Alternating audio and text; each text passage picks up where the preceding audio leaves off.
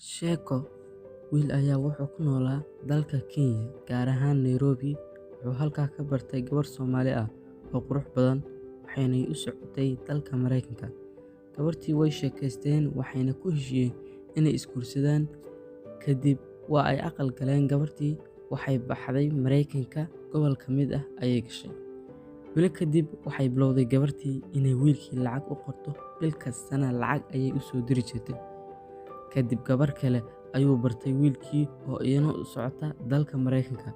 Iyana sidii oo kale waa uu mehersaday, way baxday. Iyaduna Ilaahay amarkii waxay tagtay gobolkii ay joogtay xaaskiisa kale.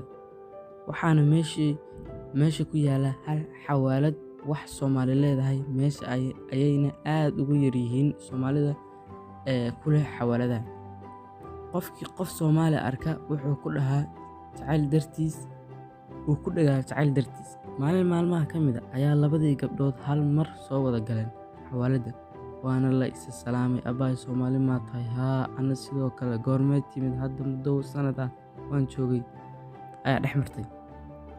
Salaan kadib gabartii markii ay lacagtii diraysay ayay maqashay magaca ninkeeda oo saddexan oo gabartani ku dirayso lacagta. Waxayna tiri, "Aabbahay, wiilka aad lacagta u dirayso waayo? Maxaadna isku tihiin?"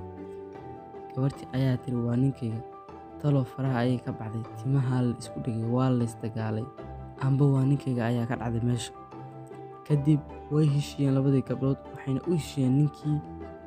Isku mar ayay soo waceen ninkii oo isla qaad u fadhiya. Waxaana la yiri, labadeenaba waan ku furnay, magaalada iska dhici.